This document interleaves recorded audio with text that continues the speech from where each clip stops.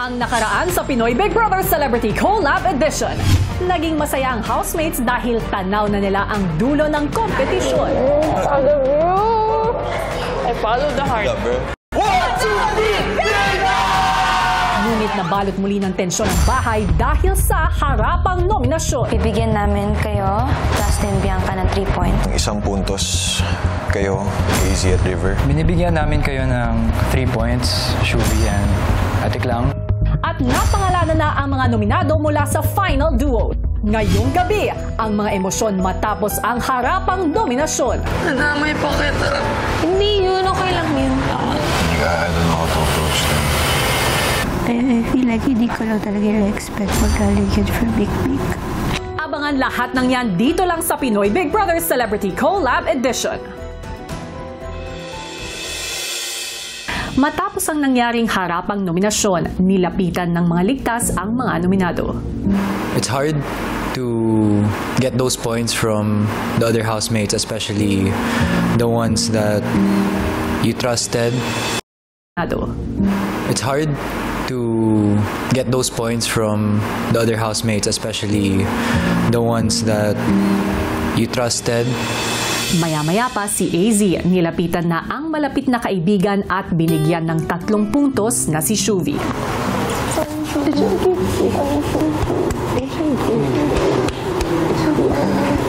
okay. Thank you. Nadamay pa kita. Hindi yun, okay lang yun. It's okay. Bibigyan namin sa atin. Ba't ka nagsusorry, baliw? Okay lang yun. Para naman sa atin, para sa atin. Hindi natin kontrolado yan. Malungkot po syempre. Kung actually nasa huling yugto na nga po tayo, kuya. Napasama kami ni Shuvi, but ganun po talaga, kuya. Kailangan po nating tanggapin. Parte po ito ng pagiging housemate namin, kuya. Sina Dawson at Bianca piniling mag-usap ng sarilihan sa may garden area. Actually, na-expect ko na naman na nominate tayo. Na-expect ko rin yung 3 points from every duo. Hindi ko lang siguro na-expect yung 3 points from Mika.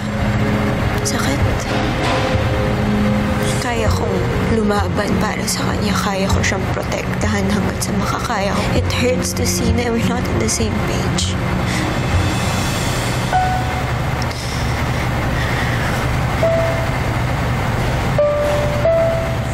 So is this just a game?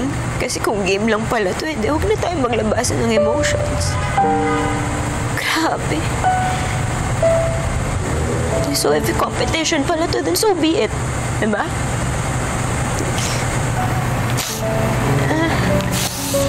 I guess not everyone you fight for will fight for you. I feel that she kind of broke the trust that I gave her kasi pinagkatiwalaan ko po talaga siya. She knew all of my goals, my dreams, my ambitions.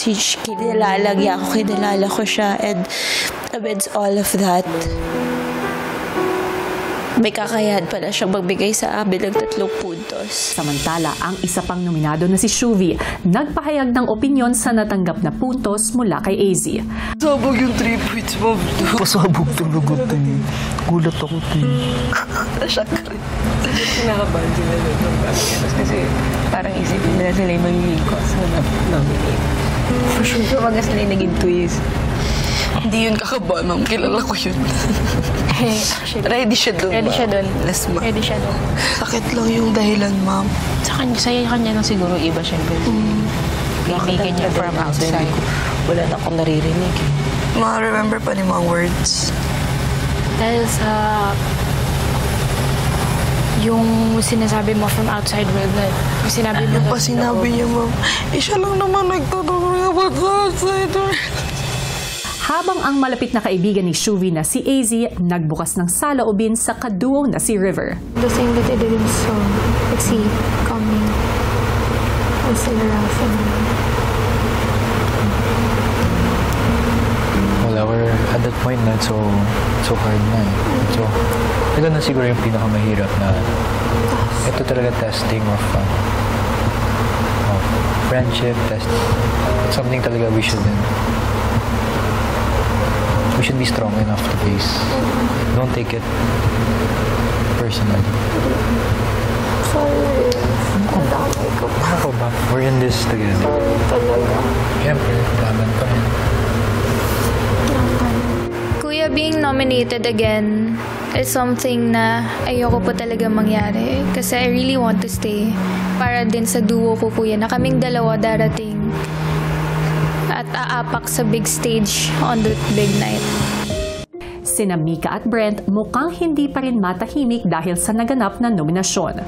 Susan kausapin? Gusto na kausapin.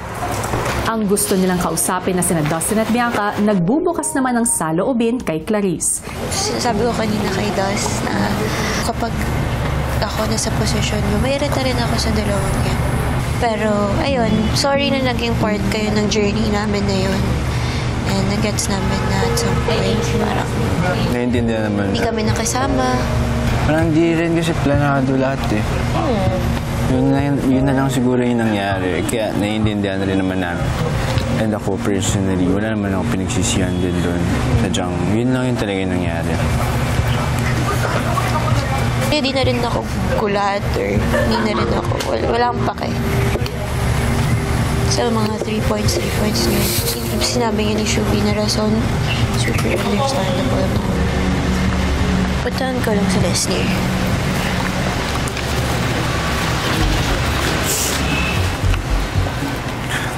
Basta, Brenty, yung sa game night, nag-ano kasi si Gets namin. yung na-ex na... Pero naiintindihan mo yung nangyari kay Bianca na? Oo. Lasing kasi siya eh.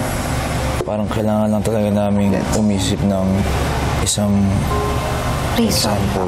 Sa nomination after we said that, at least, say something good. Yeah. Yung feeling ko sobrang kahit na nanonominate na kami, inaangat niyo pa rin kami. Ayun ko lang ako na parang kinukwestiyon ko talaga if tama ba yung naging desisyon kasi nga hindi namin kinonsider yung naging pagbabago. Yeah.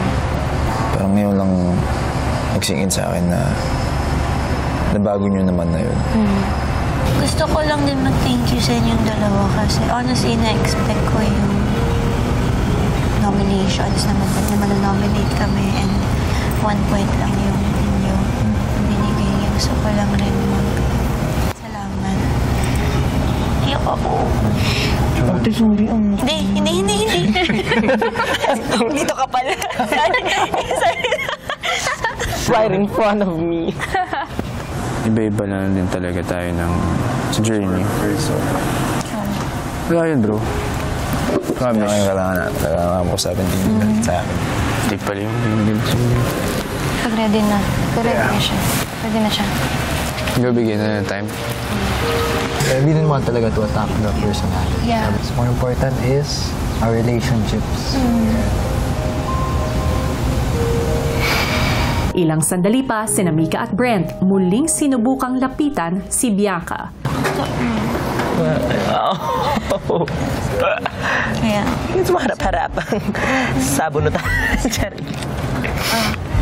Need ka lang ng konting time. Promise. I just need time lang. Need time lang. Singled out mo. Need time. Need ka lang.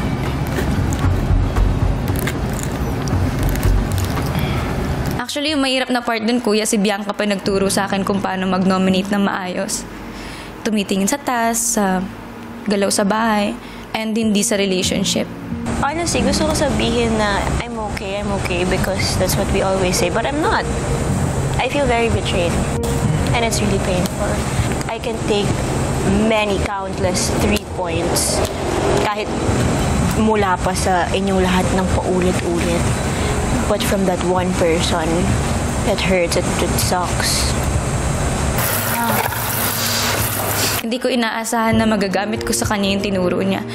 And nakaka-guilty yung part na yun, kuya. Pero at the same time, out of anyone in this house, alam ko maiintindihan niya yun. Ako kasi, lalaban ako para sa kanya. She's always number 1 for me. So, siguro ang sakit lang na to hear that from her. It just sucks na, unfortunately, sa end niya, hindi yun magagawa para sa akin.